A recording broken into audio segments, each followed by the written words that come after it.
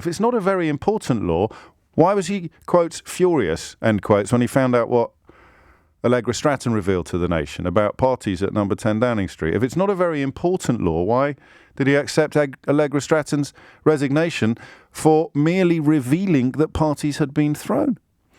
How do you defend a law-breaking lie? Well, you pretend that he didn't break the law, but you can't do that. You pretend that the law didn't really matter, but you can't do that. You pretend that he didn't really lie, but you can't do that. How do you defend a law-breaking liar? It's like a Leonard Bernstein song. How do you solve a problem like Maria? I don't know. Thankfully, I don't have to. But it is quite fun listening to people try.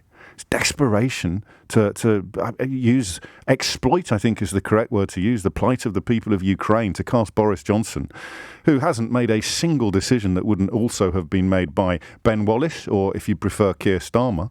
That's just a matter of fact, a matter of record. But to try to exploit the plight of the Ukrainian people in an attempt to shore up Boris Johnson's corrupt leadership is, well, objectively disgusting, unprecedentedly awful. But how do you defend a law-breaking liar?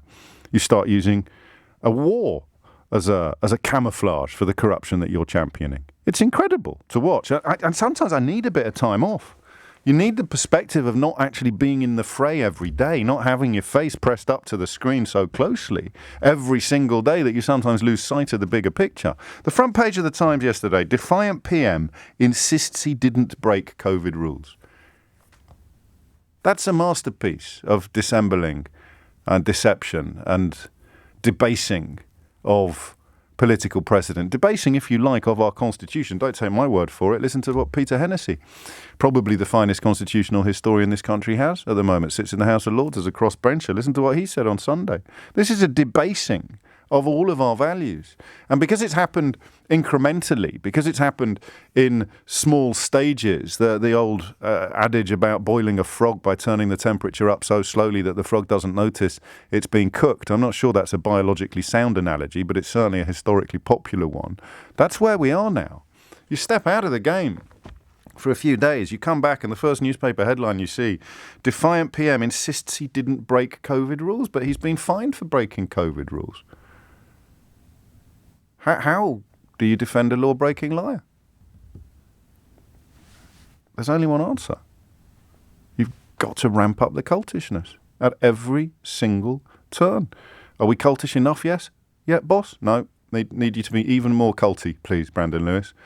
Are we cultish enough yet, boss? No, Jacob. I need you, particularly you, to have a pop perhaps at the Archbishop of Canterbury today, just to prove how cultish you are.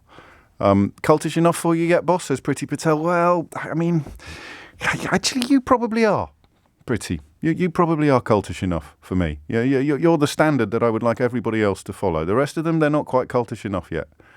And there it is. So, never mind, how do you defend a law-breaking liar? How the hell do you have a phone-in which wants to represent or recognise the reality that we're inhabiting, while also acknowledging that approximately 30% of any electorate is so authoritarian that they are going to deny the reality that is unfolding in front of the rest of us? Do we do it like we did COVID denial, vaccine denial? Do we do it like, what's it like to have someone in your family that is denying the reality of their own eyes, that is denying we have a law-breaking liar in Downing Street, and that is debasing our very democracy at its absolute core? See, what you didn't have with the vaccine loonies was mainstream newspapers still inflating the idea that the man is anything other than utterly reprehensible, utterly unfit for office, a law-breaking liar. A serial law-breaking liar. And if you don't like this analysis, then you have to begin by telling me why he was furious with Allegra Stratton and why he accepted her resignation.